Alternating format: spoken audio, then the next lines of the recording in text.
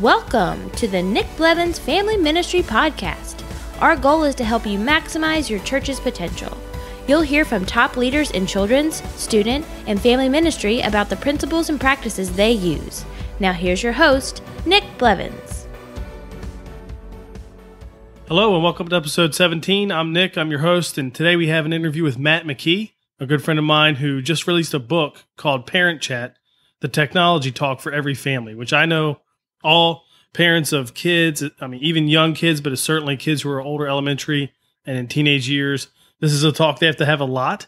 And this book is a great book to help equip parents to have that conversation. We also talk about Circle with Disney, a device that parents or anyone really can use to help manage and monitor internet access and control that, right? So Circle does that really well. So we talk a lot about that. Before we jump into that interview, however, I want to mention, if you're listening to this when it comes out, in the last episode, we talked with Jeremy Lee of parentministry.net, and Jeremy gave us a lot of great information about how to partner with parents, but also offered up a way for someone to win a free lifetime subscription to Parent Ministry. So if you're listening to this the week it comes out, you can enter to win that lifetime subscription. It ends this Friday, though, so you'll want to jump on that right away. To enter, just go to nickblevins.com/episode 16 for the last episode show notes. There'll be a link in there for that. The show notes for this week, of course, are nickblevins.com/episode 17. And so we put links in there to Matt's book and to Circle with Disney and all of that great stuff. You don't want to miss that for sure. Stick around after the interview with Matt, and I'll share with you a way that you can get his book for free. So you don't want to miss that. And I'll talk about that after the interview. But let's jump in and talk with Matt McKee about his book, Parent Chat. Well, today I'm joined by my friend Matt McKee. Matt, welcome to the podcast. Thanks, Nick. Thanks for taking the time, and thank you so much for inviting me. It's an honor. Well, I'm excited to talk about what we're going to talk about today. But before that, why don't you tell us a little bit about, for anyone who doesn't know you, a little bit about yourself and your family and anything else you want to throw in there? Yeah, sure. Normally I say I'm just another guy trying to make a difference. Throughout my life, I've had the privilege of being a pastor. I've had the privilege of being an entrepreneur, a speaker, a writer. When I wake up in the morning, my prayer is the same almost every day. It's God, put your work in front of me and let me be diligent in doing it, no matter what that work may be. And it's led me in a lot of different directions, even down roads I never thought God would lead me down. It's an honor to say all of those different parts of my life. It's also an honor to say that, I've been married now 17 years. I've got two boys. My oldest, his name's Patriot, and my youngest, his name is Aslan. And, just being a dad, being a parent, being a husband, it's a lot to juggle. And, I feel for those out there that are all going through the same thing, especially those that have, more than two kids, because I can't imagine, playing defense more than one-on-one. Congrats to those parents for sure. Oh yeah, definitely. I know what you mean. We're in the man-to-man like you right now. That's hard enough. Yeah, no joke. Because we're getting beat regularly sometimes in the man-to-man. So you you mentioned you're an entrepreneur, started some companies and things like that. A lot of that has been in the kind of the tech world. So you're very familiar with that landscape. And one of the biggest felt needs parents have today is how to lead their children well in this area. And the book you just wrote, Parent Chat, that's out, and you just finished recording the audio version, so I'm sure that'll be out soon. Tell us about the book and what led you to write that book. We'd love to hear that, the story behind it. Sure. It's called Parent Chat, the technology talk for every family. And what happened, 2 years ago, my oldest son, who's 11, he was 9 at the time, he was introduced to adult material online. And it happened, with a group of friends. And it was 9-year-olds being curious of what's online. It really started on YouTube, watching videos and then clicking through to some other sites and ending up in a place. Well, that curiosity, of course, led to going back. And that's when we saw some behavioral changes and some different things happen as a family. And I was trying to figure out, my wife was trying to figure out what's going on with our son. Is it hormonal? Is it like what in the world? Because grades were changing and And come to find out, I asked a very important question. And the question truly was, what's the most interesting thing you've seen recently? And his answer was not only shocking, but it truly broke my heart. He said, Dad, did you know that sometimes Superman and Wonder Woman take off their clothes? At that moment, not only, all kinds of alarms and things going off in my head, that's when I said, something's got to be done. I thought I had parental controls on our computers, and I thought, some different things had happened. And I said, something's got to be done in our family. And that's when I looked at my son and I said, you know what? I may have yelled at you over, making dumb choices or some things in your life. Don't get me wrong. I'm not proud that I've yelled at my kid, but that's the day I told him during talking about this subject, talking about technology, talking about pornography, talking about just what was reality for his world that day. I said, I won't yell at you. This is something we're gonna break through, and this is something we're gonna do together. And it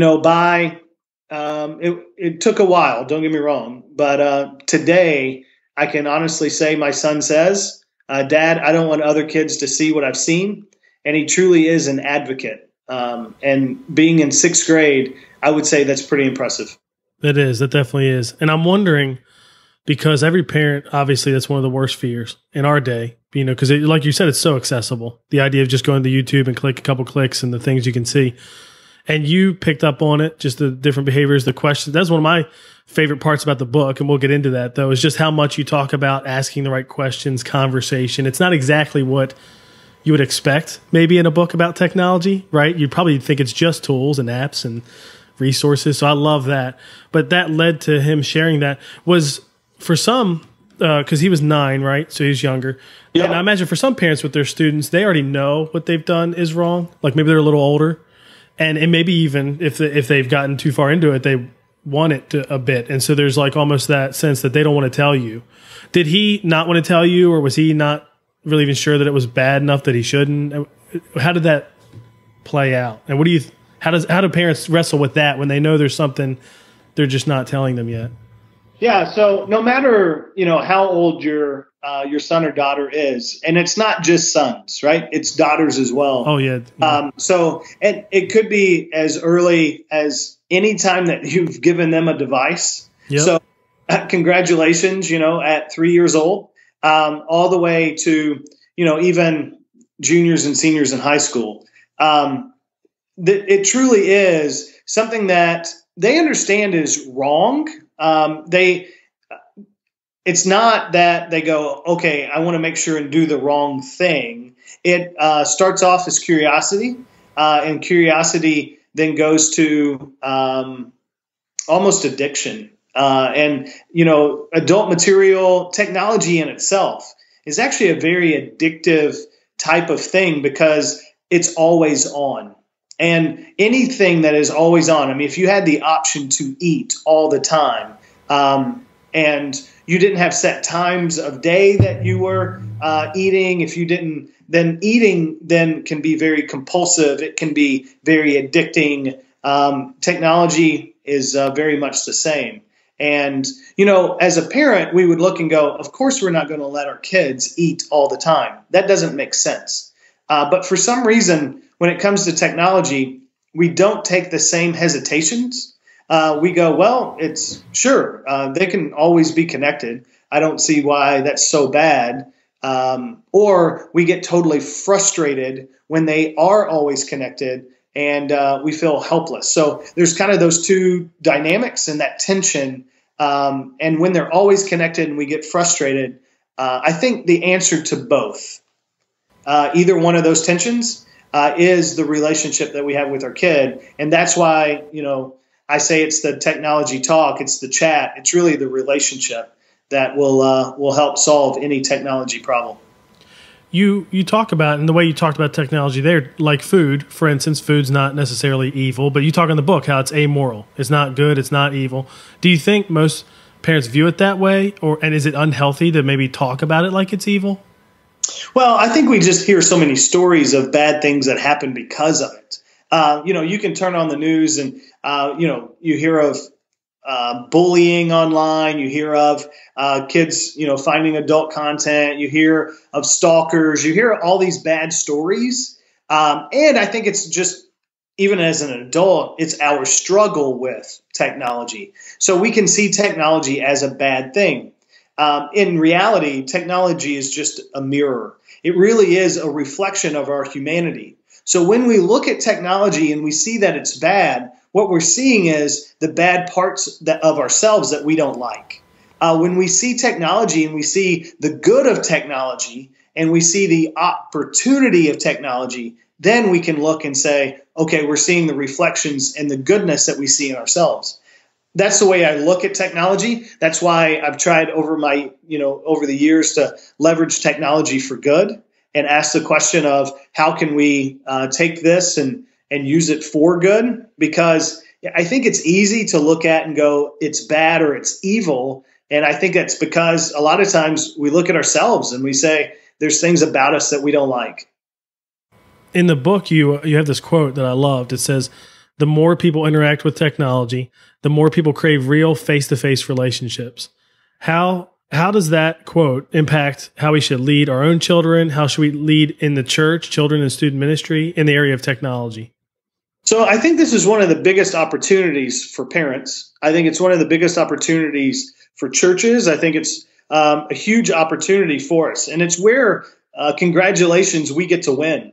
Because studies have shown the more we look at a screen, the more that we crave relationships, no matter what those relationships are, whether it's, even video or, what we're doing right here on this podcast, there is still a longing for realness, real touch, real relationships.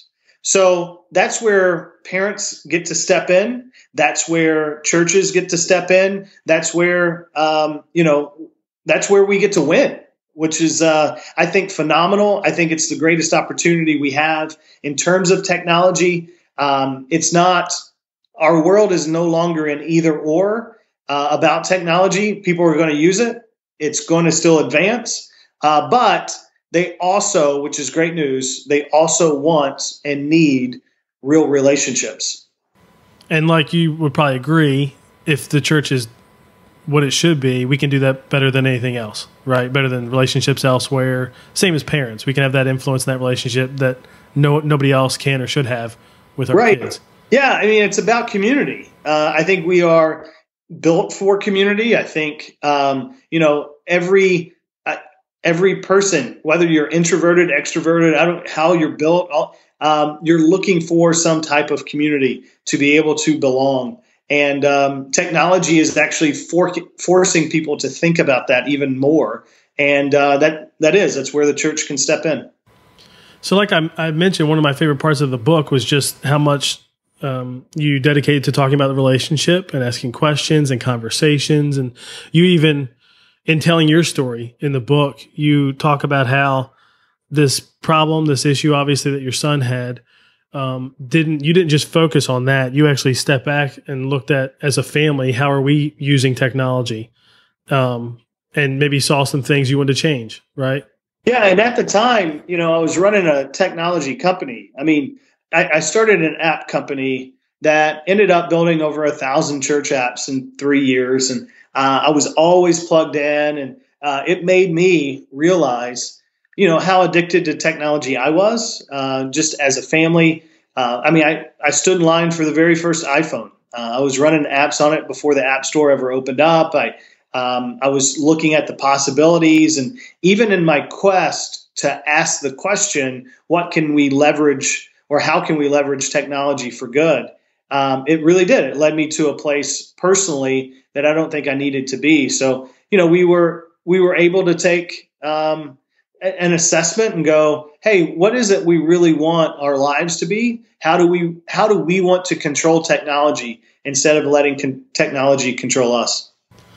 That's great. And obviously you made some changes. Practically, I'd love to hear some of the, I mean, maybe some specific changes just quickly, like that maybe you made or things that you did to change, kind of what was your culture with technology in your family? Yeah. So, one of the very practical things that I did, and it was deleting apps, looking at my phone, going, what apps are here that are useful to me, and which apps are really a distraction, which, basically led to, at one point in my life, I had 0 games on my phone, 0, none, nada, and it was one of those things that I had a couple different folders. I probably had 20 different games. You get on a flight or, wherever you might be that you have a couple seconds and you kind of just go to a game to be able to play.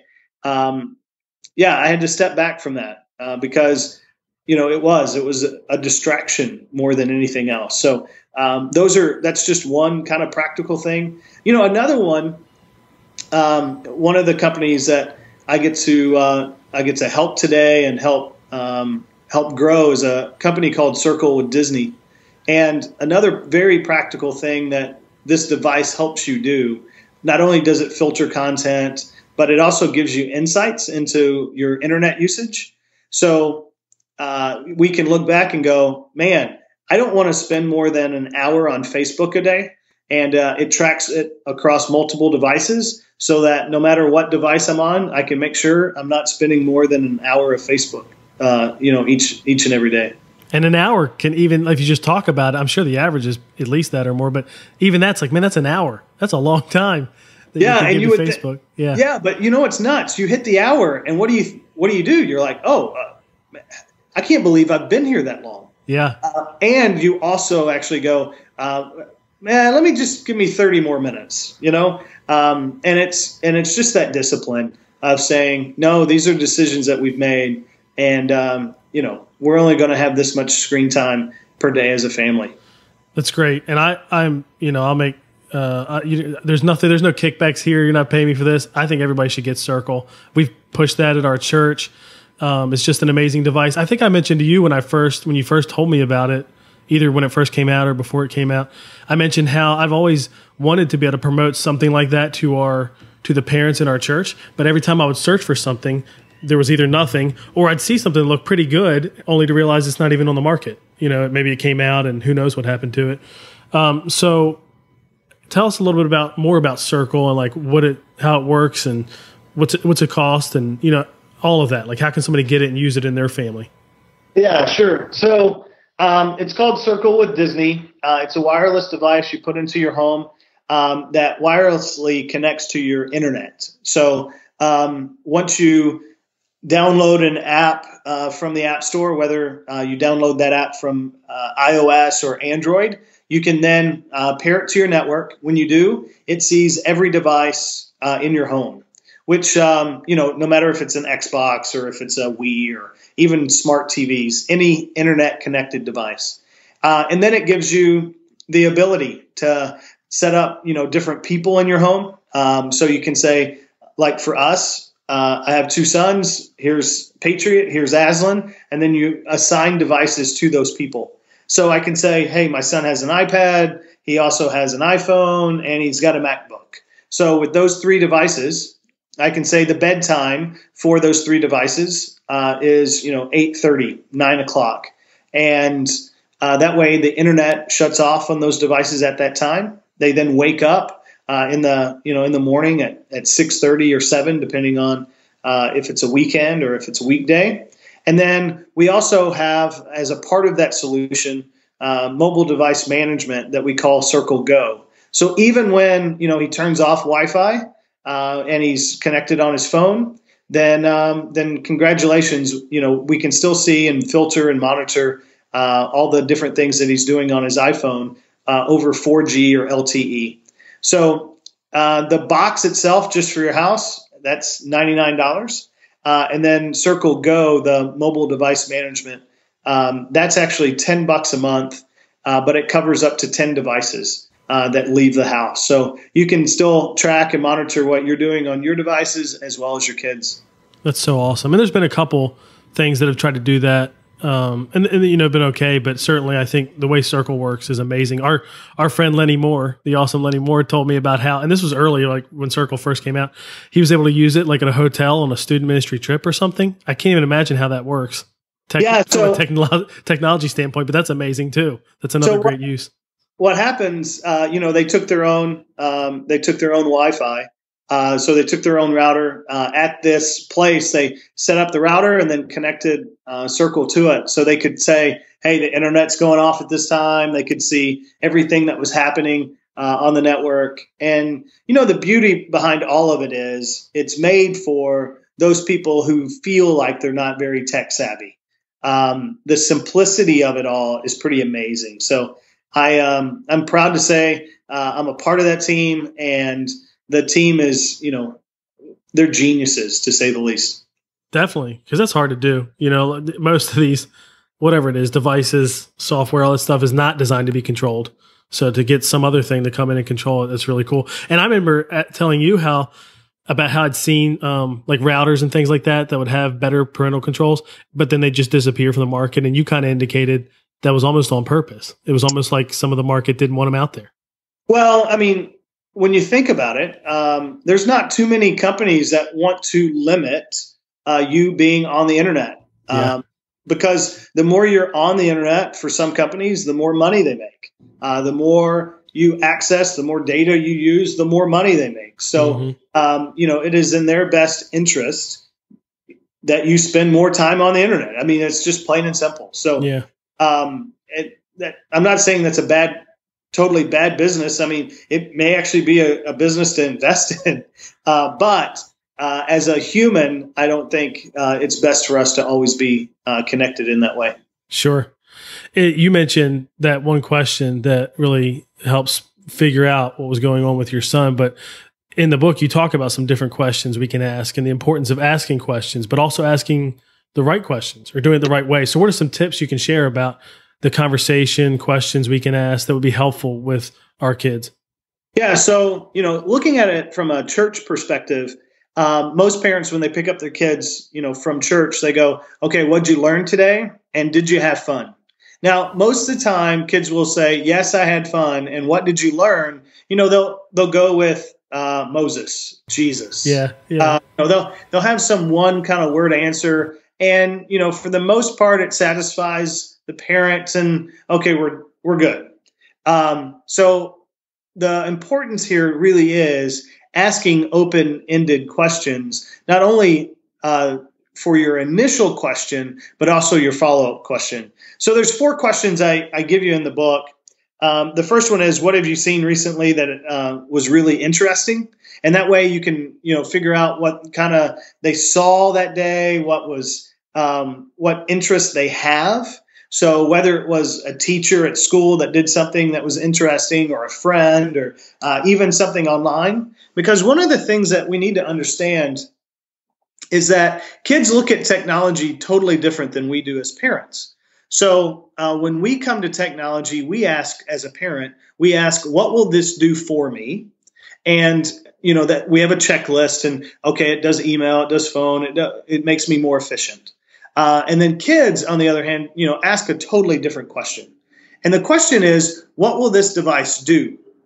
Now, that is much more open-ended. That is much more exploratory. That is much more curious. So as parents, we also have to be more curious. And the questions that we ask need to be more curious when talking to our kids. So the first one, right, was what have you seen recently that's very interesting? The second one is, what's the craziest thing you've seen your friends doing? And, it's one of those questions that your children they'll tell on their friends a little bit to see if you get upset or if you get mad or if they can do that. Yeah, they're smart. They're gauging your reaction. Right. Watching your face. Yeah. So, hey, what's the craziest thing? And they'll be like, oh, maybe this was crazy. No, that's not too crazy. Okay, maybe this was crazy. So you'll get stories, because that's the end goal that you want. So that's the second question. Third question is, what is something that surprised you? And the surprise is, you're going to get both online and offline. because both worlds are now merged, they're not just going to talk to you about what happened at school. They'll talk about what happened online. They'll talk about what they've seen, or a video, a meme, whatever, that they are actually engaging with. So that's the surprise. And then the final one, which is really my favorite, one of my favorite questions is, can you teach me how?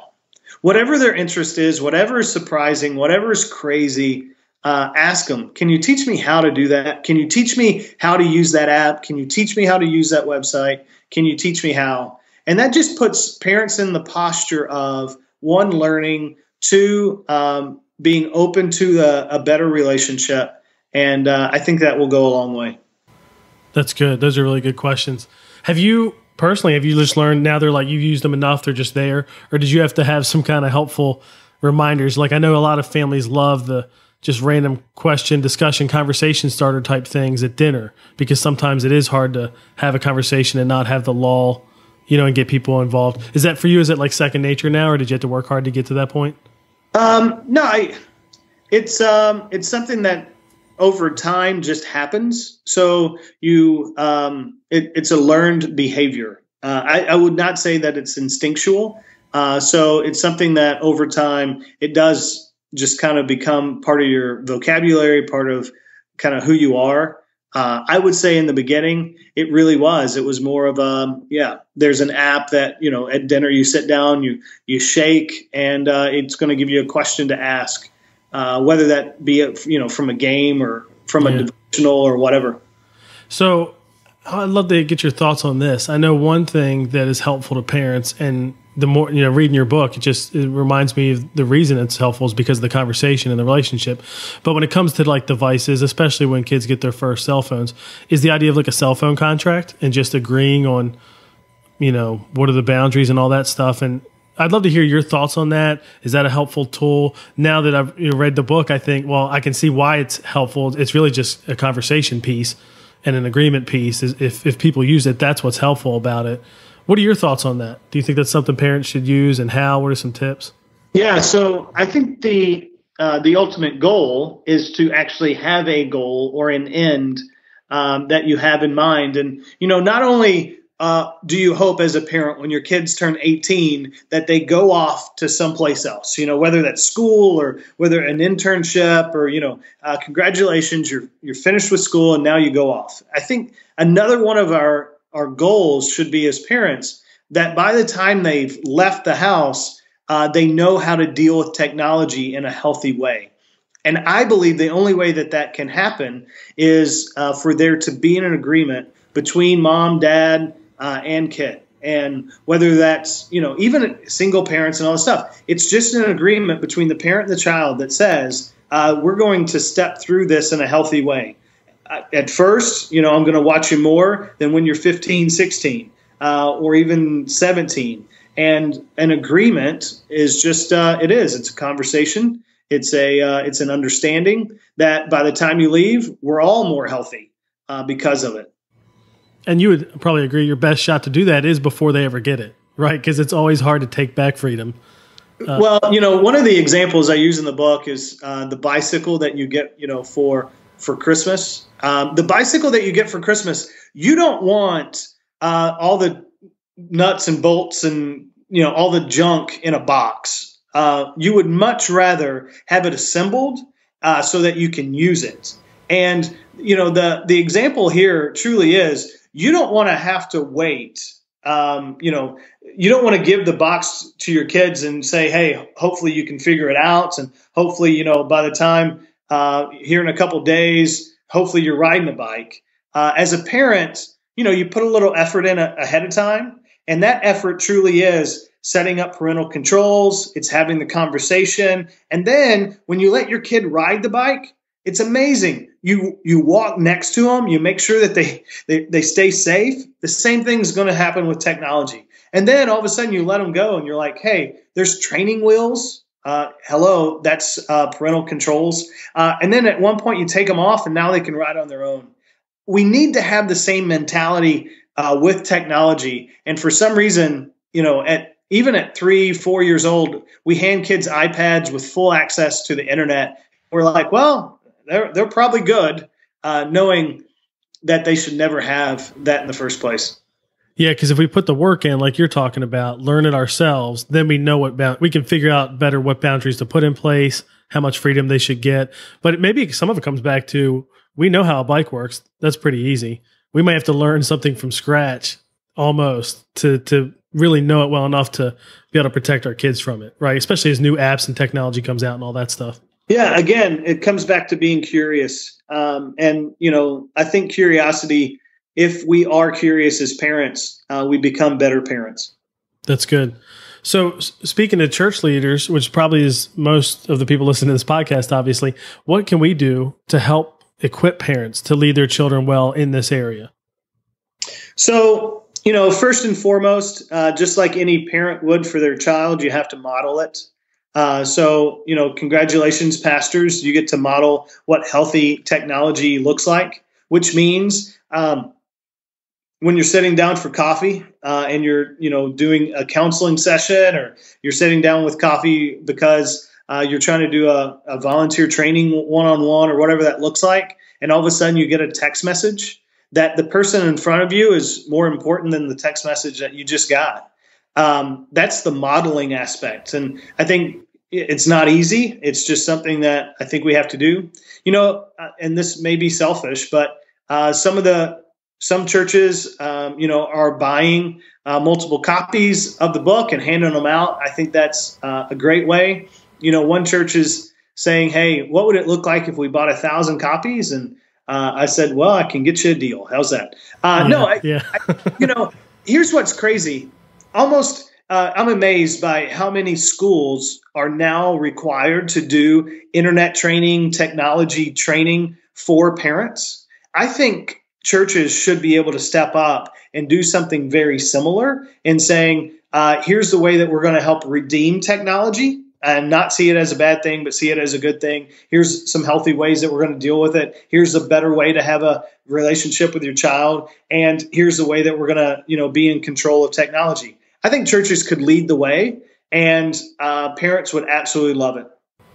Definitely. That's interesting too. Because as a church too, the other thing I think about is two things. One, I'm not aware, actually. That's news to me. I'm not surprised though that schools are thinking about that and trying to help parents out, and they could probably use help as well. So this is an area where as the church, we could step in and provide the help and kind of provide that service and guide parents that way. And most parents too, they're not really getting that anywhere else, I don't think. So as the church, we can help kind of meet a felt need that's not getting met, which is interesting. So, it's, in our school district, I live just outside of Atlanta. It's something that every school has to do. And most of the time, it's a sheriff from the police department that shows up and talks about all the bad things that can happen online. Yeah. And the bad apps that are out there. And, one of the things that I truly believe, we're never going to have a complete list of apps that are out there that are bad. We're never going to have a complete list of all the dangers that are going to happen online. But, if we're asking the right questions, if we're staying in communication with our kids, and we're, dealing with more of the relational side, I don't care what technological advances happen. I think we're still going to win. That's good. And even the lists that come out, they're helpful, but usually they're pretty late, right? Like they're telling you what kids are using and have been using for a couple of years. Well, or, most of the time those lists are, hey, there's 100,000 kids using this, or, it's reached a mass group to the point that it actually makes a list. So the ones that, are kind of niche or, smaller never make those lists. And those are probably the worst ones anyway. I like in the book how, speaking of that, you didn't give a list wisely because you realized in a year it could be completely outdated, but you just gave some like markers to look for, like if it's designed to hide apps that are used, if it's designed to wipe history or not even have a history, like those are some good handles, right? The parents can think about, like, okay, if it has that, there's danger there. Which really leads to another great question that parents need to be asking of their kids when looking at technology. And that really is, what does that app do? Or what is the purpose? Yeah. And, as a parent, you should know. And really, you should be giving the purpose to those different apps and those different pieces of hardware. Because when you give it purpose, then you're answering the question, what will it do for them? Even though they may not be asking that, at least you can give them, okay, there is a purpose for this. And in their curiosity, they'll actually go and look for the purpose and not just go off all willy-nilly. And it helps you, again, be the authority, even though you may not know exactly everything about technology. You do know about purpose, and that's a big deal. So as we kind of wrap up, what are you excited about, in the future, or was there anything else you would add that would be helpful to parents or to church leaders in this area of technology and leading kids and students? So the one thing, and here's what I love. Technology is probably the smallest it's ever going to be in history today. Oh, yeah. It's only going to grow. And I think that's really exciting because there's a lot of things that we're going to be able to do in positive ways that will blow our minds. I mean, just unbelievable. So I'm excited about that. And I'm excited that at least this conversation of how do we do it in a healthy way? How do we do it in a way that's honoring God? How do we do it in a way that helps our communities? That's exciting. And, it's also exciting to think that I'll have new and creative ways to be able to connect with my kids and be able to connect with other leaders like yourself all over the world. That's awesome. Well, thanks for taking this time. How can people connect with you? I mean, we'll put in the show notes links to Circle Go, Parent Chat, like all that stuff. But how can people connect with you if they have any more questions or want to find out more? Sure. Parentchat.com is, a place that they can go for the book and, to hopefully maybe even see some videos and stuff. MattMcKee.me is my own personal blog. So you can always go there. And seriously, you put Matt McKee into any search engine, and I'm the first one that pops up. So I don't hide very well. Nice, you've owned that name. That's great. I share mine with I think a rugby player. So if you search for my name, you get a little bit of both, and he definitely beats me out in some categories. So interesting. So you own it for you. That's awesome. Well, thanks for taking this time to talk about this, and thanks a bunch for Circle, for Parent Chat, the book. I mean, these were two really, really needed resources. So thanks for putting the work into that. I'm excited to see how they're both just blowing up and people are using them, and it just shows how much it was needed. So thanks for doing that and for taking time to talk about it with us. Thanks, Nick. I thought what Matt said at the end there is so true, that technology is as small as it will ever be right now. It's just going to continue to grow and to grow and to grow, and to ignore that or to pretend like we don't have to learn about it as parents and leaders isn't the smart thing. Especially as parents, you kind of heard Matt say that. We want to have a level of authority when it comes to technology with our kids. Doesn't mean we have to be experts on everything. I don't know about you, but I had to work really, really hard to learn how to use Snapchat, and I'm still not sure if I know how to use it yet. And that is the kind of mindset I'll probably have to take, going forward, that I might have to put into work as a parent to learn something that maybe I'm not even interested in, I really don't want to know about, but to have a little bit of that level of authority as well as know exactly what my kids are getting into. So that's important. Here's some other action items that I have coming out of this interview that might be helpful for you. One, get the Circle device. If you're a parent of kids, even young kids, my kids are preschool age, I really encourage you to buy that and use it in your home to control technology, kind of set up some barriers. If you do buy Circle and you're interested in Matt's book, you can send him a copy of your receipt and he'll give you a copy of his book for free.